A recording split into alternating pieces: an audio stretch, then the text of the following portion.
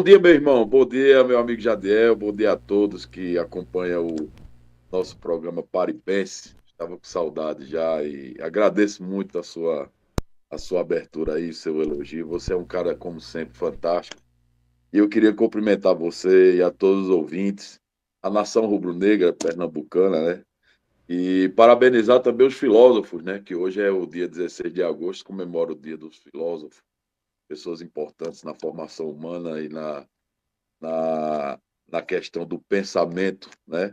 E como tudo tem a ver com o seu programa, eu acho que eu parabenizo o seu programa por você ser quase um filósofo, não é isso? Obrigado. Nem tanto, Então, mestre. eu quero parabenizar a todos e agradecer mais uma vez a oportunidade. Isaac, a gente. Um dia desses aqui, eu fiz um comentário, nós estávamos debatendo aqui com um cientista político aqui, que nós sempre chamamos ele, foi o ano passado, e depois a gente sempre vê os cenários, a gente faz uma avaliação do que vem acontecendo no país, somente no cenário político. E dentro de uma conversa mais alinhada, eu fiz um comentário aqui, o seguinte, que eu disse assim, que saudades eu tenho dos políticos de direita neoliberais, né, que toda vez que eu sentava com eles, eu aprendia com eles. Ou que toda vez que eu escutava, eu aprendia. Mesmo de um processo de você ter uma divergência de pensamento, com um pensamento progressivo mais conservador, mas você observava ele, dizia, ele dava o caminho. Ele dizia, olha, o teu caminho, eu acho que esse caminho não é pertinente, não é positivo, mas o caminho melhor pode ser esse aqui. E eu aqui quero citar nomes como Marco Maciel, eu adorava escutar Marco Maciel falando, Fernando Henrique, aqui em Pernambuco, Roberto Magalhães, sempre fui fã de Roberto Magalhães, né? Aqui o pai da governadora, os discursos de Fernando Lira é um espetáculo. Não é? Joaquim Francisco, gostava muito do pensamento de Joaquim Francisco. Pedro Simon, né, no Senado, adorava ver Pedro Simon falando. Jorge Bonhaus. Isso eram pessoas de direita, mas que mostravam o caminho. E também tinha pessoas que eram de centro até de esquerda, mas também que tinha um debate que você crescia e dava a capacidade a você de dizer assim, eu vou por esse caminho, eu vou por esse. E eu vejo hoje no legislativo, não sei se o amigo concorda, o empobrecimento das ideias. O empobrecimento das ideias que faça com que o Brasil avance.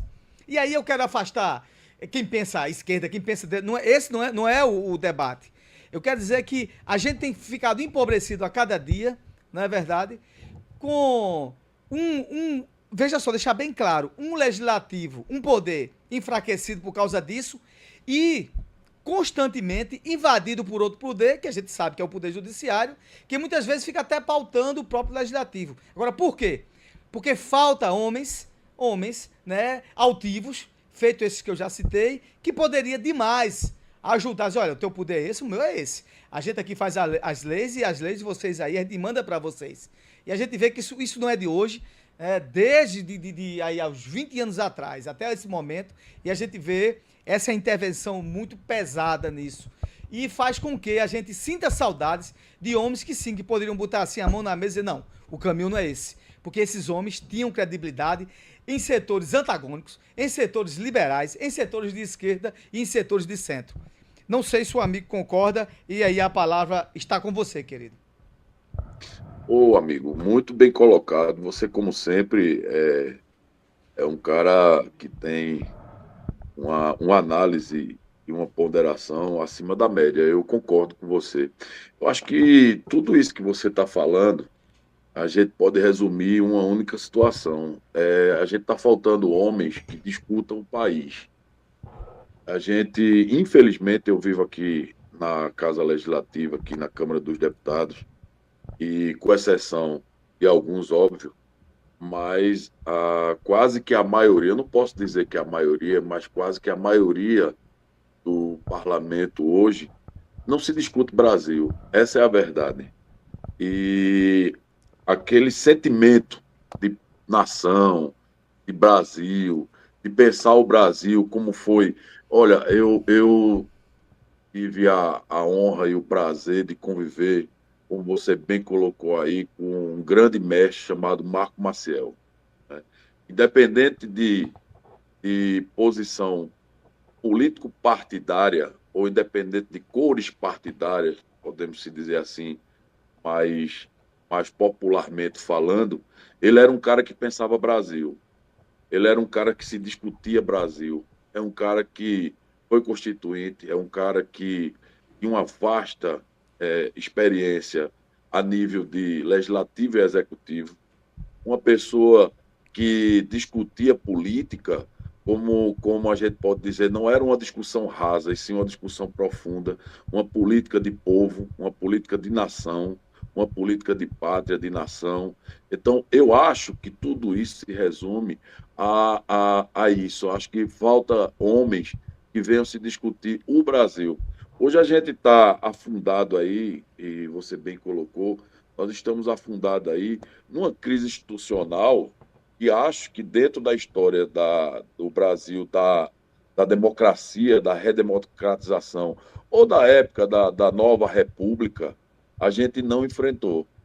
Acho que a gente está vivendo uma situação muito nebulosa, onde um poder está interferindo em dois poderes, que vai de encontro em tudo que a Constituição reza e tudo que a Constituição fala, que está escrito lá que os três poderes têm que viver em harmonia. Hoje a gente não enxerga essa harmonia. Hoje a gente enxerga uma discussão de campos antagônicos políticos, que, na minha observação, algumas discussões são justas, são justificáveis, mas que o Brasil parou nessa discussão e a gente hoje, o povo brasileiro hoje está refém a uma situação a qual a gente não avança. A gente não avança como crescimento econômico, a gente não avança como crescimento de povo, a gente não avança na educação, nas pautas prioritárias, inclusive constitucionais, diga-se de passagem, né? Inclusive pautas constitucionais, que é segurança, saúde, educação, que são pilares da Constituição brasileira. E a gente hoje vive num cenário onde todas essas discussões que são a base para uma sociedade forte, uma sociedade justa, a gente não está vivendo, a gente não está discutindo. Tá? Não estou desmerecendo aqui que algumas pautas estão sendo discutidas, inclusive de uma forma muito que ferrenha, uma forma que a gente até pode dizer que foge um pouco do cenário constitucional, mas que a gente está preso nessa bolha, nessa esfera, né, dessa discussão, e eu não enxergo isso como uma coisa positiva. E a população vem sofrendo. A gente tem aí, cara, ó, eu fico observando, dentro de toda essa discussão, nós estamos aqui desde o início do mandato do presidente Lula, que a gente está nessa discussão desses campos políticos antagônicos, se discutindo o que é direita e o que é esquerda, e as pautas que eu vejo ali no Congresso Nacional, até a presente data, desde o início do governo, são pautas que a gente que hoje se chamam de cultura woke, né? Então você vê, hoje no plenário, se você fizer uma análise aí, você pode pegar isso, você é um cara que estuda, é um cara que é muito centrado e atualizado. Se você pegar as pautas que estão sendo discutidas dentro do plenário da Câmara dos Deputados, 70%, eu digo a você, sem medo de errar, são pautas de minorias, de discussão de gênero, discussão de pautas de banheiro, se banheiro vai ser o cara que é trans, que é homossexual, ele vai usar o banheiro de mulher e de homem, e etc, etc. E a gente fica preso, cara, a essas discussões, entendeu? E falta e deixa de discutir Brasil, cara. A gente deixa de discutir Brasil para discutir oprimido e opressor, para discutir preto e branco, para discutir homem e homossexual, para discutir homem e mulher. Então a mulher é oprimida, o homem é opressor, o branco é o opressor, o preto é o oprimido. O índio é oprimido. Por que o índio é oprimido? Então o índio é oprimido por preto e por branco. Por quê? Ele é índio. Então, assim, a gente fica numa discussão, cara, para dar uma justificativa a algumas minorias de Brasil, que não estou desmerecendo as minorias, óbvio que não, longe de mim isso. Mas a gente fica nessa pauta, nessa discussão, e a gente esquece de discutir o básico. A gente esquece de discutir o desemprego, a gente esquece de discutir as pessoas que estão aí nesses programas sociais, que entram no perfil e não saem desse perfil, não saem. Você vê, a taxa de emprego de carteira assinada aumentou no Brasil. Perfeito. Fizemos já um comparativo entre as pessoas que estão no Bolsa Família, que conseguiram um emprego de carteira assinada e saíram do perfil. A gente não tem isso. Por que a gente não tem isso? Porque não existe. Porque não existe. E aí a gente fica aí, uma minoria do povo brasileiro, economicamente, sem nenhuma validade econômica, porque o cara não trabalha, o cara não produz, o cara não faz nada, e fica uma classe trabalhadora oprimida já por carga horária de trabalho, responsabilidades, por uma questão até do desemprego, do fantasma do desemprego batendo na porta, sustentando uma parte da sociedade que entra dentro de um perfil de auxílio de governo e não sai desse perfil. Isso é discutir sobre o Brasil. A gente tem uma pauta de segurança pública que está aí, que é uma coisa latente em todos os estados brasileiros, onde as organizações criminosas estão hoje comandando os estados brasileiros, e a gente não discute sobre isso. A gente não discute sobre a questão do apenado. A gente não discute sobre a questão do apenado. Legislação a gente tem sobrando, mas não se discute como é que vai ser o modelo de prisão, como é que vai ser o modelo de cumprimento de pena. Não se discute. A gente não discute hoje a questão da educação. Você vê uma criança hoje com 10 anos de idade, ele não sabe a tabuada, cara. Isso é um fato. Você vê aí no Instagram alguns vídeos, eu não sou muito consumidor de rede social, mas de vez em quando eu dou uma olhada, você vê aí os caras chegando na rua e dizem, quanto é 4 vezes 4? Qual é a tua série? O garoto faz, eu faço 8ª série, eu faço 5ª série, 7ª série, 8ª série. Quanto é 4 vezes 4? O cara não sabe. Qual é a capital do Brasil? O cara não sabe. Não entende isso? Então, isso demonstra que a gente está falido. Os nossos pilares constitucionais estão falidos. Por quê? Por falta de discussão de Brasil. Isaac, perfeito, perfeito. Eu vou te falar uma coisa. Você está falando justamente... Poxa vida, semana passada eu tava falando sobre isso, que as grandes pautas não são debatidas. Por exemplo, essa questão lá, há quanto tempo não tramita essa questão da maioridade penal? O cara de 16, 17 anos mata todo mundo aí, vai para aquele regime lá meia boca, no outro dia vai lá para a faculdade do crime e sai pior. E fica por aí, e ninguém debate isso. Aí vamos lá, a questão da educação, o que é que precisamos melhorar, se aprofundar, né, nas boas práticas de ensino, para que o aluno, quando sai, não sabe fazer uma redação, não sabe escrever. Agora são tudo PhD em celular. Você der um celular, fica tudo cabeça da onça. Então, esses são os grandes problemas nossos, que a gente não avança. A gente tem aqui a ausência, como você sabe muito bem, de cientistas, daqueles que pensam que possam aqui desenvolver, né, nesse processo de desenvolvimento, criar alguma coisa, passar transferência de sabedoria para os outros, né, dentro de um corpo de projeto de país de fato. Né?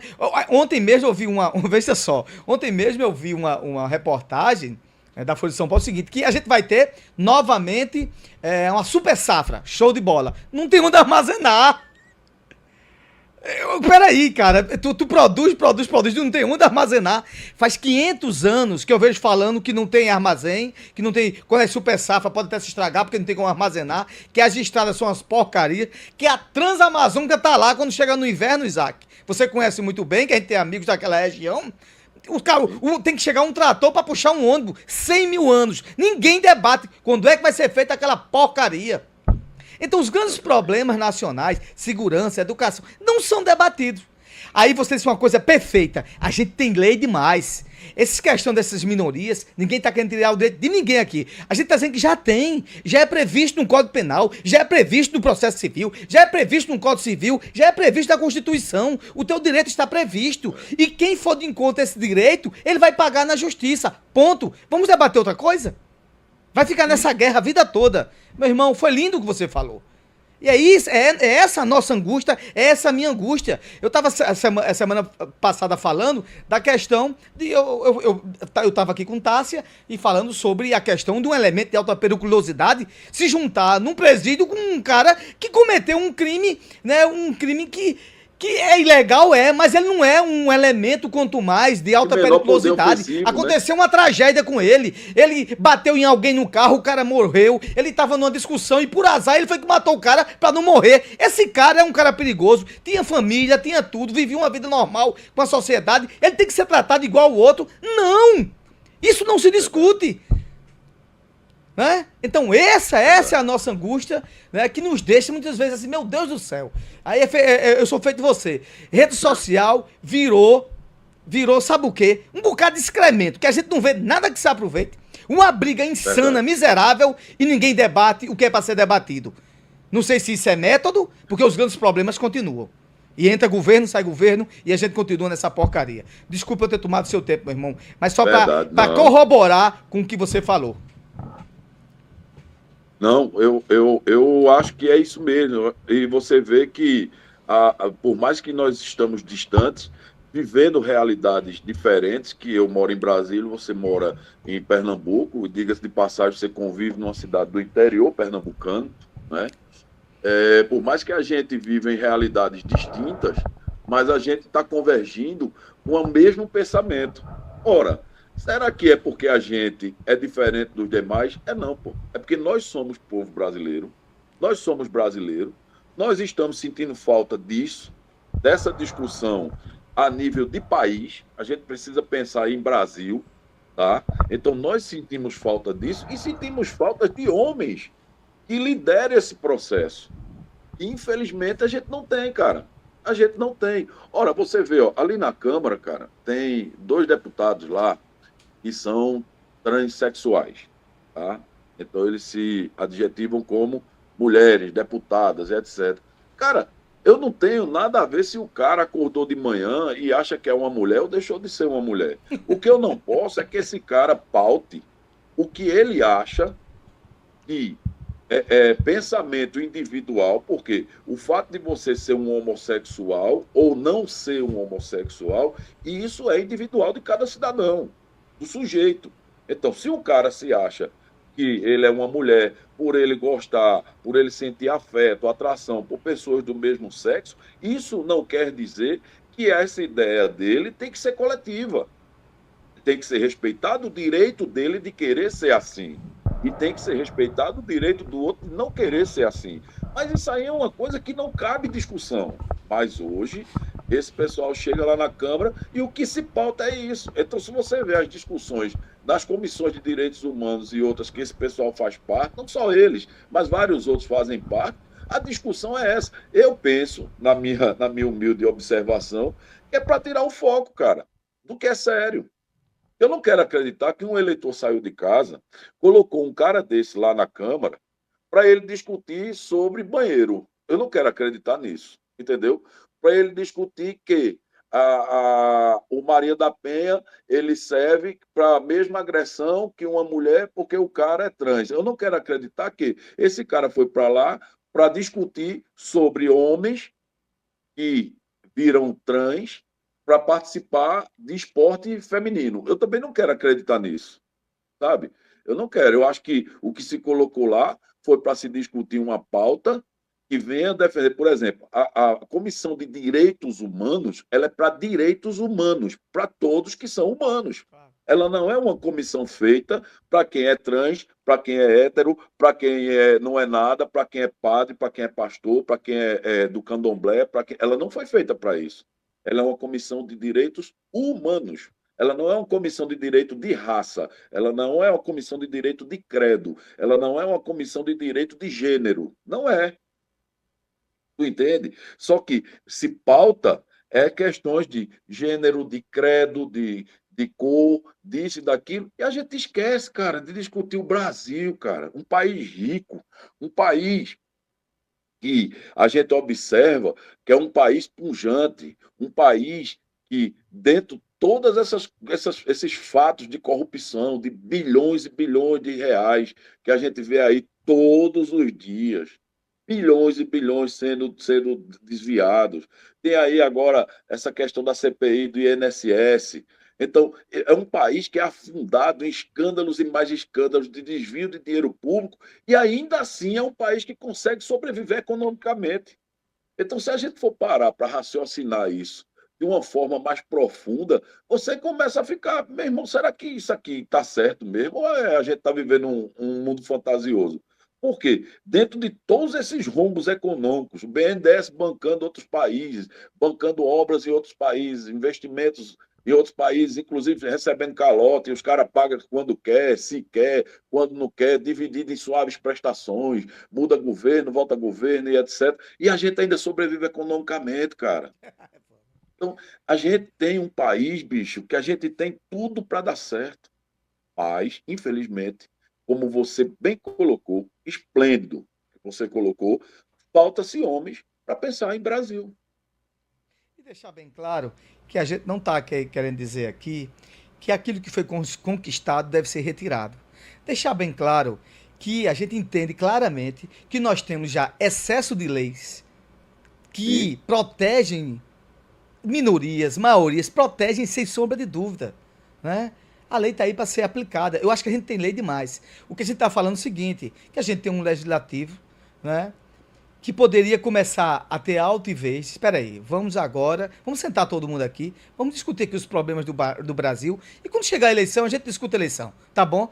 E se a gente continuar perfeito. dessa forma, nós não vamos para lugar nenhum, vai ficar desse jeito. A sorte nossa, que é feito, o nosso amigo Isaac acabou de falar, que a gente é maior do que a crise, o país consegue ter todos os tipos de escândalo. É escândalo no céu. Essa semana o cara que tava sonegando negócio da Ultra Farma lá em São Paulo, ganhou um bocado de dinheiro. É aqui em Pernambuco, aqui, os caras que entraram aqui numa. Não sei se você soube, Isaac, aqui na Prefeitura de Recife, uma quadrilha Soube. vendendo ata. Então, olha, tem escândalo para querer e ver. Do lado direito, do lado esquerdo, do centro, essa Sim, miserabilidade. É isso que a gente tá falando. Então a gente tá querendo o quê? Poxa vida, né? A justiça tome conta disso, mas vamos colocar aqui no cenário aqui legislativo, Senado, Congresso, a Câmara, vamos se impor aqui e mostrar aqui para que a gente veio. O caminho é esse. Não, amigo, não. Essa tua pauta aí já tá aqui prevista aqui, ó. Ninguém vai aqui tirar seu direito, não. Você vai continuar sendo o que você quiser. Não tem problema nenhum, não. correto, Mas tu não foi eleito? Vamos debater sobre isso aqui, é mais importante? E aí merece correto. sim. Então, enquanto não tiver esse sentimento, né? Peraí, vamos baixar aqui a guarda todo mundo e vamos começar a pensar aqui nos problemas do afegão médio lá da esquina. No cara que tá lá no meio da rua, que não tem um policial, que não tem uma segurança, que não tem nada, que tá sofrendo, né? No cara que tá muitas vezes querendo ter o seu direito de ir e vir com tranquilidade, e muitas vezes uma rua tá lá super escura, ele chega em carro correndo, pensando que o ladrão parece que é ele, que ele vai correndo, a polícia termina prendendo o cidadão de bem, É, porque pensa que ele tá correndo, não, ele tá com medo, porque a rua dele tá escura. São esses problemas que nos afligem o dia a dia.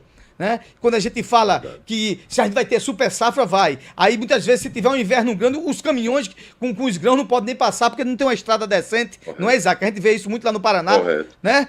No Paraná, no Largo do correto, Paranoá ali, aquela região ali, coisa e tal, muitas vezes não tem, nenhuma estrada correto. aqui decente. Aí pronto, aí vai botar soja onde os grãos não tem, porque aqui não tem estoque. E, peraí, a gente tá Isso é vivendo como? política de governo. Não é Isso é verdade? política de governo. Infraestrutura é política de Política de governo. governo.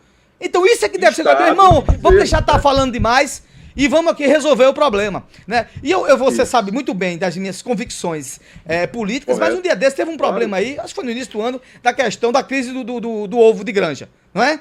Aí Sim, o presidente do Lula falou assim, que tem que estar escondendo o ovo. Eu disse assim, olha, presidente, tá bom de o senhor levar as coisas mais a sério. Isso aqui no ar e nessa rádio. O problema do ovo, que você não sabe, vou lhe dizer qual é. O problema do ovo é que muitas granjas, né, não tem o sistema de refrigeração, precisa de investimento para isso, porque só quem tem são as grandes. E a gente aqui não é alimentado pela granja, super granja de São Paulo, que exporta lá para a Europa, não. correto, A gente aqui é alimentado pela granja do amigo da esquina, que não tem correto. condições financeiras de receber um aporte para refrigerar, para que as galinhas não morram por causa do verão. E também a gente tem o processo de exportação, equilibrar o processo de exportação para que o consumo interno não seja devaradamente e assim esculhambado, manda tudo para fora e a gente fica com um preço maior. Correto. Então é isso que eu tava falando. Então vamos deixar de besteira e vamos falar a verdade, né? E por quê? Verdade. Eu tava lendo uma própria nota técnica do Ministério da Agricultura, que é do próprio governo. Olha. Aí eu disse, olha, minha gente, aqui pra nós, quando fala besteira aqui, quando fala M, o primeiro aqui é reclamar, porque a justiça eu faço em casa. Então é isso que a gente tem que ter, a capacidade de dizer, ei, meu irmão, tu é meu amigo, feito a gente faz muito, a gente é amigo há longos anos, quando eu erro ou você erra, ei, meu irmão, vem cá, vamos conversar ali, esse caminho aqui não é bom não, vamos por esse. É assim que a gente faz, não é? Concordo. Concordo com o amigo. E assim, além dessa observação que você fez da questão da tecnologia, que tem que o pequeno e médio empreendedor ele enfrenta cargas tributárias gigantes, ele enfrenta Também. um sistema burocrático gigantesco. Uma tragédia. Ele enfrenta um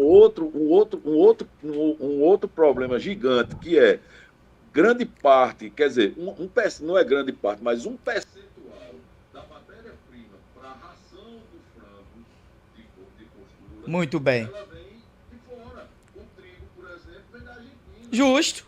Ou seja, é uma transação feita em dólar. É. Ora, se a gente está, um dólar é R$5, R$6, ora, como é que fecha essa conta, então? Verdade, verdade. Não, Isaac, a gente fala com... Uma conversa muito mais abrangente do que simplesmente dizer que está escondendo o ovo. Concordo com você. Não é isso, então pronto. Então acho que a gente tem que ter discussões sérias, né, para os problemas que se afligem, se aprontam para a gente. Como diria aqui no linguajar popular, né, Isaac? O buraco é mais embaixo.